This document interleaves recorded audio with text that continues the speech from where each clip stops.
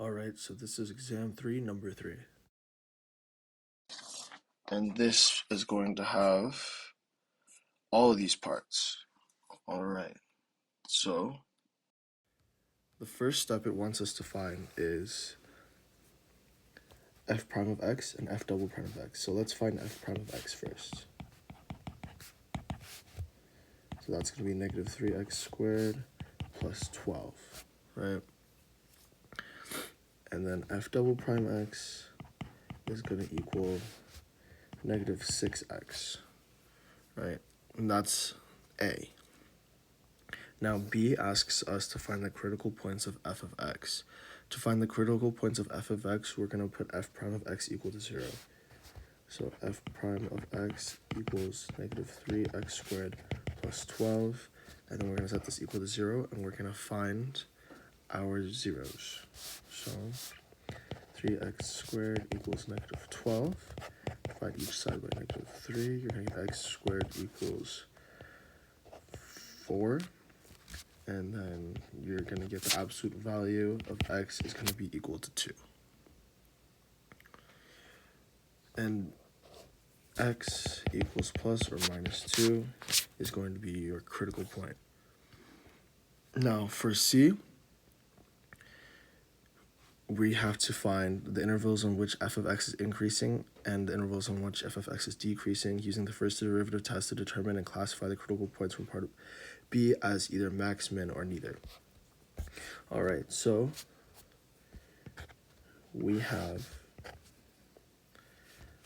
negative 2 and 2 as both our critical points.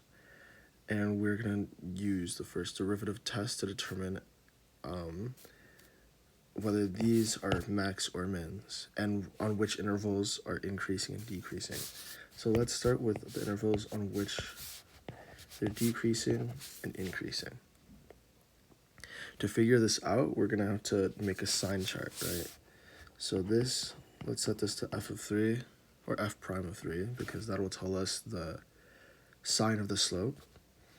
Let's set this to f prime of negative 1, or just, oh, no, let's just do an easier number, f prime of 0, and then this can just be f prime of positive 3.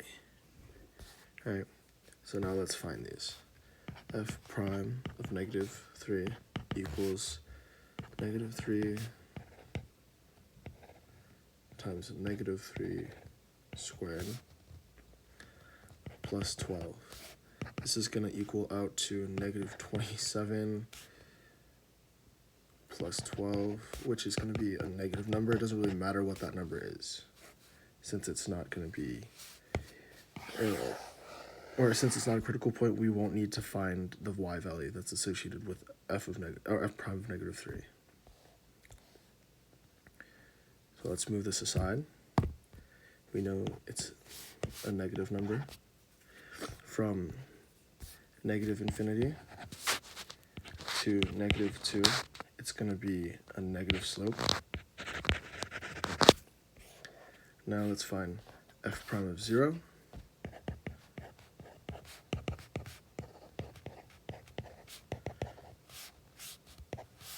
And that's just going to equal 12, which is a positive number, right? So from the interval of negative 2 to 2, there's a positive slope. And let's find f prime of 3.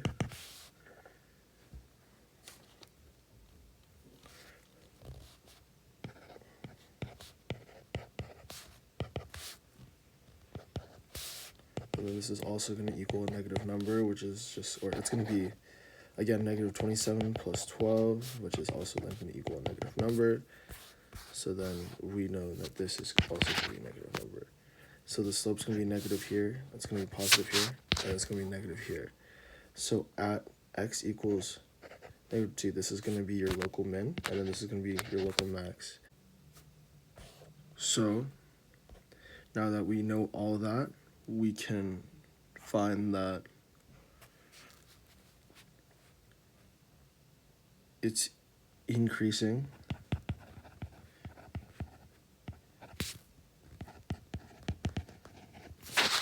on -2 to 2, decreasing on -infinity to -2, union 2 to infinity, because 2 to infinity also has a negative slope. And the local max is going to be at 2, or x equals 2. And local min at x equals -2. Awesome. So that's C done. Now we find the inflection points for f of x, and to find the inflection point, we're going to set f double prime of x equal to 0. So f double prime of x is going to be our -6x equals 0. And that just means x is going to be equal to 0, so that means that there is inflection point at x equals 0. Awesome. So now moving on to E, it wants us to find the intervals on which f of x is concave up and the intervals on which f of x is concave down. Use the second derivative test to determine which of the possible inflection points from part D are above our actual inflection points. All right. So for this, we're just going to find what's concave up and concave down, and we're going to use f double prime of x to determine this. We know that there's an inflection point at x equals 0, so let's use f double prime of -1 and f double prime of 1. Awesome. So now let's solve for this, because if f double prime of x equals -6, we just put -6x, double prime of -1 is going to equal 6, which is a positive number. And then f double prime of just 1 is going to equal -6, which is a negative number. So it's concave up from -infinity to 0 and concave down from 0 to positive infinity.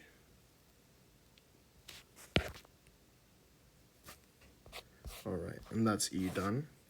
And now, using all the information we know, we're going to be graphing the y-intercepts, the x-intercepts, the extrema, inflection points, and horizontal and vertical asymptotes.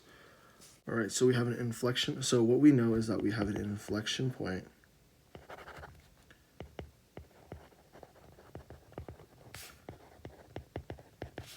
at x equals 0.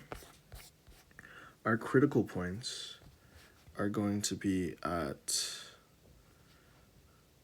x equals -2 and 2.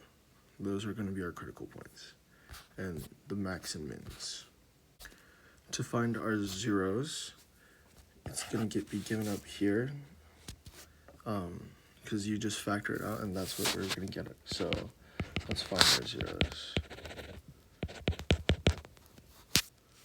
So x here is going to equal -2, and x here is going to equal 4. So let's take a look at our x-intercepts and graph those just to get a start. -2 and 4.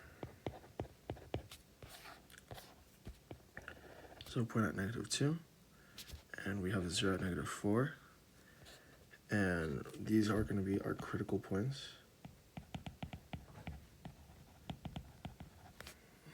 So let's figure out what their values are as max and mins by putting it into the original equation. So -x³ plus 12x plus 16.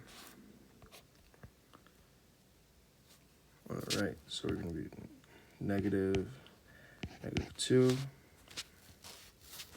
cubed plus 12 -2 plus 16.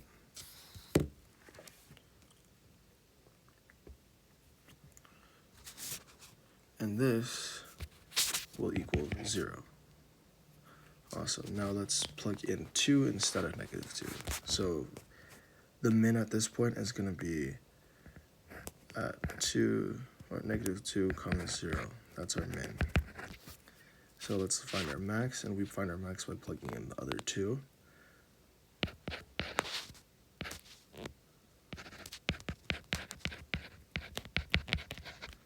And then with this, we're going to get 32. So it's going to be 2 comma 32, like that. Alright, so let's say that this up here, we're not going to use these values that they give us. So let's just get rid of them. Alright, so let's say that this point here is 16 and this point up here is 32. So at x equals 2, the y value is going to be 32. And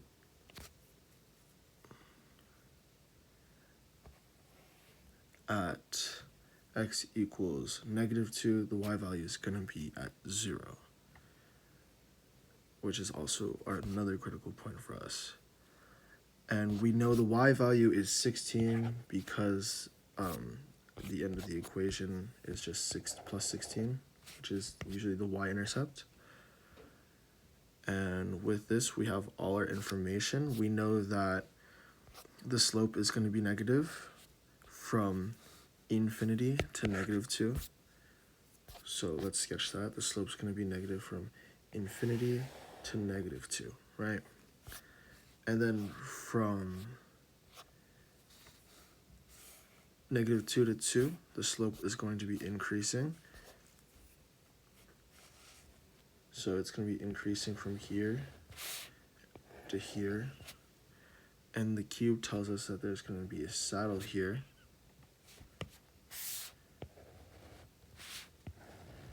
Also, knowing that from 2 to positive infinity is a negative slope, we then bring it right back down. And that is going to be problem 3 on exam 3.